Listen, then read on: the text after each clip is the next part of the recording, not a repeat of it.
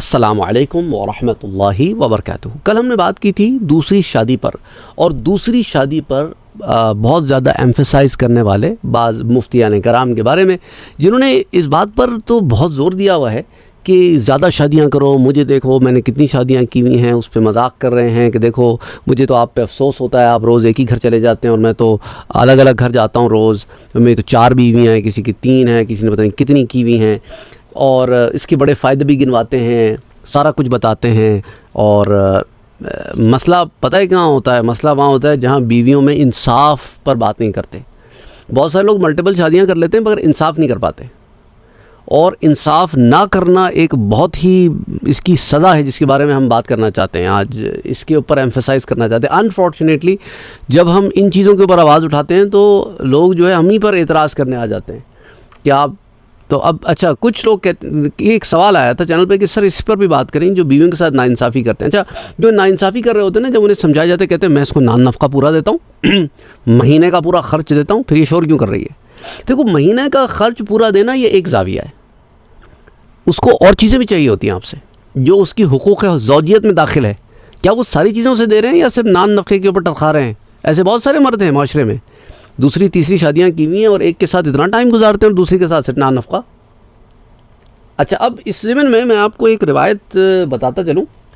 حضور اکرم صلی اللہ علیہ وآلہ وسلم کا فرمان عالی شان ہے کہ جس شخص کی 2 بیویاں ہوں، یہاں 2 کا ذکر ہے، اس میں 2 سے زائد بھی شامل ہو گئی، اور اس نے دونوں کے درمیان عدل اور انصاف نہ کیا، دونوں الفاظ ہیں روایت میں، عدل اور انصاف دونوں، جس نے عدل اور انصاف نہ کیا ہو تو قیامت کے دن وہ اس حال میں آئے گا کہ اس کا آدھا جسم بیکار ہوگا، فالج زدہ ہوگا، لٹکا ہوا ہوگا بالکل، یعنی جس طرف انصاف نہیں کیا تھا تو وہ بیسکلی آپ کے لیے بیکار ہو گیا وہ جسم کا حصہ۔ یعنی یہ روایت الترغیب و ترہیب میں آتی ہے، کتاب النکاح میں، باب الترہیب من ترجیح، اس کے اندر یہ حدیث نمبر 3029۔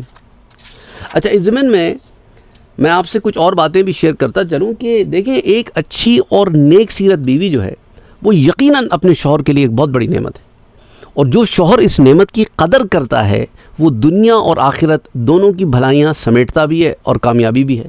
اور اللہ کریم نے شوہروں کو حاکم بنایا ہے، ان کے حاکم بنانے سے مطلب نہیں ہے کہ تم دھونس جمانے والے ہو، حاکم بنانے سے مطلب یہ ہے کہ ذمہ داریوں کا بوجھ تمہارے کاندھوں پر ہے کہ تم نے ذمہ داریاں پوری کرنی ہیں۔ یہ وہ حاکم و محکوم غلامی والا معاملہ نہیں ہے، یہ جو انفارچونیٹلی ہمارے ہاں کچھ مرد حضرات نے یہ قوامون کا غلط مطلب نکال لیا۔ قوامون کا مطلب انہوں نے نکال لیا ہے کہ پاؤں کی جوتی نہیں سمجھتا میں تم کو، میں تم جو مرضی چاہے تمہارے ساتھ سلوک کروں، زبردستیاں کروں۔ انفارچونیٹلی ہمارے ہاں جہالت پہ جہالت پہ جہالت اتنی زیادہ ہو گئی ہے کہ ایک انسان کو جانور سے بھی کمزور سمجھتے ہیں ہم، جیسے مرضی چاہے ٹریٹ کر لیں کوئی فرق نہیں پڑتا۔ انا للہ و انا الیہ راجعون۔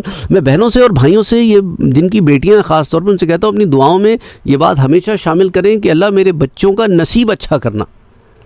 اچھا اب یہ بات صرف لڑکیوں کے لیے نہیں ہے، میرے خیال سے یہ بات دونوں کے لیے کرنی چاہیے، مرد ہو یا عورت ہے، آپ کا بیٹا ہو یا بیٹی، دونوں کے لیے دعا کریں، اور انہیں بھی یہ سکھائیں کہ اپنے لیے دعا مانگو کہ اللہ ہمارا نصیب اچھا کرنا۔ کبھی کبھی بڑے خوبصورت اور بڑے گڈ لکنگ اور ڈیشنگ قسم کے لوگ سے شادی ہو جاتی ہے، پر وہ بہت ہی خبیث لوگ ہوتے ہیں، فطرتاً بہت غلیظ لوگ ہوتے ہیں۔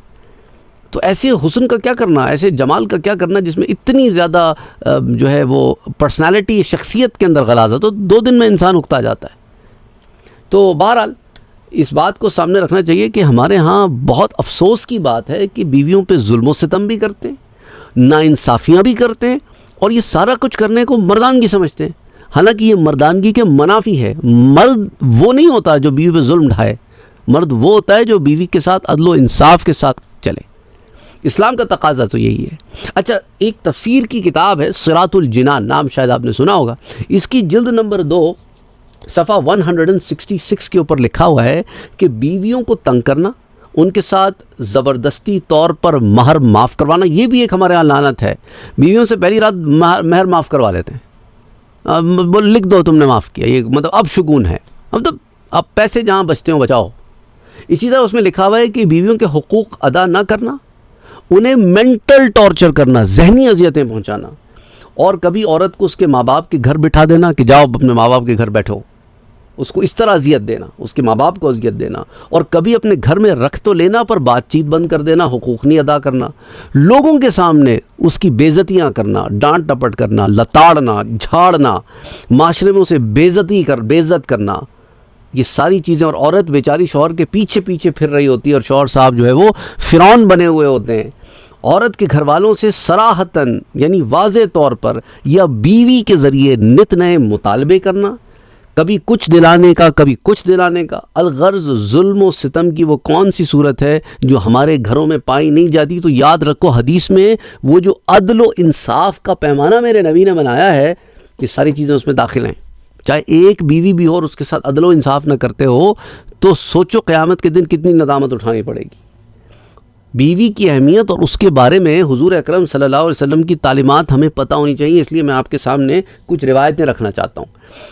پہلی روایت حضرت حکیم بن معاویہ رضی اللہ تعالیٰ عنہ، وہ اپنے والد سے روایت کرتے کہ ایک شخص نے حضور صلی اللہ علیہ وسلم سے پوچھا کہ شوہر پر بیوی کا کیا حق ہے؟ تو حضور نے فرمایا جب وہ کھائے تو اسے بھی کھلائے، جب لباس پہنے تو اسے بھی پہنائے، اس کے چہرے پر نہ مارے، یہ نہیں کہ جسم پہ اور جگہ مارتا پھرے، یہ بھی نہیں ہے کہ پٹائی کرتے رہو، بھی چہرے پہ تو نہیں مارا، پورا جسم نیلم نیل کر دیا، زد و کوپ کر دیا، نہیں. چہرہ سینسٹیو ہوتا ہے، بہت سینسٹیو چیز ہے. اور پھر فرمایا اور اس کی بے عزتی نہ کرے کہ تو بدصورت ہے، تو ایسی ہے، تو ویسی ہے. کرتے ہیں لوگ، ٹارچر کرتے ہیں، مینٹل ٹارچر کرتے ہیں. اتنی بری لگتی تھی تو بیاہ کے کیوں لائے تھے بدبخت؟ لٹرلی یہ بدبخت کا لفظ کیوں نکل رہا ہے؟ کیونکہ ہم لوگوں کے گھروں میں بھی بیٹیاں ہیں نا. دکھتا ہے کہ یار کیسے لوگ ہیں، دوسروں کی بیٹیاں لے آتے ہیں. اچھا ان کی اپنی ماں بھی تو کسی کے گھر سے بیاہ کے آئی ہے نا، ان کے گھر میں.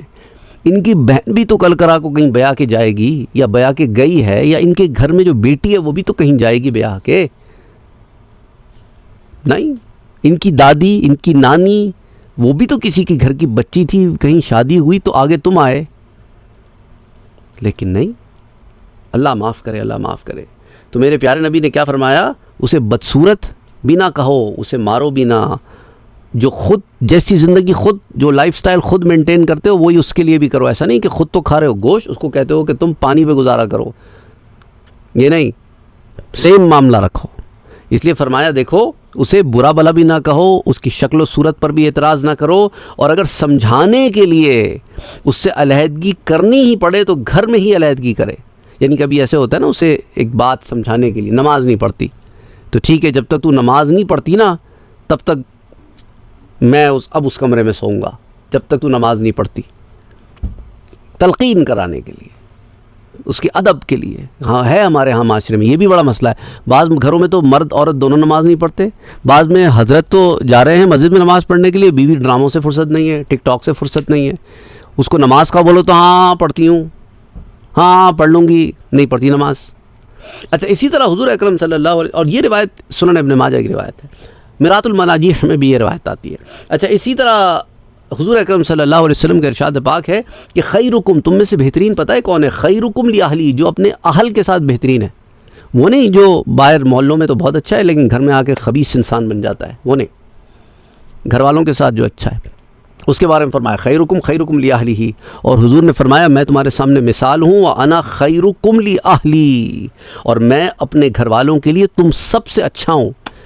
تم بہترین سلوک بھی کر لو گے نا اپنے گھر والوں سے، اس سے بہتر سلوک میں اپنے گھر والوں سے کرتا ہوں. تم سب میں بہترین ہو تو مجھے مثال بناؤ. اللہ اکبر. جامع الترمذی کی روایت ہے، کتاب المناقب، باب فضل ازواج النبی، حدیث 3921. پچھلی روایت وہ سنن ابن ماجہ کی روایت تھی، حدیث 1850. اگلی روایت حضور اکرم صلی اللہ علیہ وسلم کا ارشاد پاک ہے کہ کوئی مومن کسی مومنہ بیوی کو دشمن نہ جانے، اگر اس کی کسی عادت سے ناراضی ہو تو دوسری عادت سے راضی ہوگا. ایسا نہیں ہے کہ برائی کا ملبہ ہوگی، وہ کوئی اچھی بری چیزیں سب میں ہوتی ہیں. اور یہ مسلم شریف کی روایت ہے، کتاب الرضاع، باب الوصیت بالنساء، حدیث 3648. اچھا حکیم الامت حضرت مفتی احمد یار خان نعیمی رحمۃ اللہ علیہ فرماتے ہیں اس حدیث پاک کے تحت کہ سبحان اللہ کیسی نفیس بہترین تعلیم ہے. مقصد یہ ہے کہ بے عیب بیوی ملنا ناممکن ہے، ہو ہی نہیں سکتا. لہٰذا اگر بیوی میں ایک دو برائیاں بھی ہوں تو برداشت کرو کہ کچھ خوبیاں بھی پاؤ گے. یہاں صاحب مرقات نے فرمایا جو شخص بے عیب ساتھی کی تلاش میں رہے گا وہ دنیا میں اکیلا ہی رہ جائے گا۔ ہم خود ہزارہا برائیوں کا چشمہ ہیں، ہر دوست عزیز کی برائیوں سے درگزر کرو، اچھائیوں پر نظر رکھو، اصلاح کی کوشش کرو۔ بے عیب تو صرف ایک ہی شخصیت ہے، وہ حضور اکرم صلی اللہ علیہ وسلم کی ذات پاک ہے۔ انسانوں میں، بشر میں، تمام مخلوقات میں اگر بے عیب تلاش کرتے ہو تو وہ تو میرے نبی کی ذات ہے، ویسے تو اس کے علاوہ تو اور کوئی ذات ہے ہی نہیں ایسی۔ اللہ اکبر، اللہ اکبر۔ مطلب تو ہم ایک پتہ نہیں کون سی خیالی دنیا میں رہ رہے ہیں۔ دنیا کے خوبصورت ترین شخص کو بھی لا کے ہماری زندگی میں رکھ دیا جائے، جو بہترین ہو تو اس میں بھی ہم نے کچھ نہ کچھ عیب نکال ہی لینے۔ انا للہ و انا الیہ راجعون۔ اللہ ہدایت دے۔ اب ہم یہی کہہ سکتے ہیں حق بات کا پہنچا دینا ہمارا کام ہے۔ اللہ ہمیں بھی اس پر عمل کرنے کی توفیق عطا فرمائے اور آپ کو بھی اس پہ عمل کرنے کی توفیق عطا فرمائے۔ مقصد کسی پہ اعتراض نہیں ہے، مقصد اصلاح ہے۔ تو بہرحال اللہ سبحانہ و تعالیٰ آسانیاں پیدا فرمائے۔ اللہم صلی علی محمد و علی آل محمد۔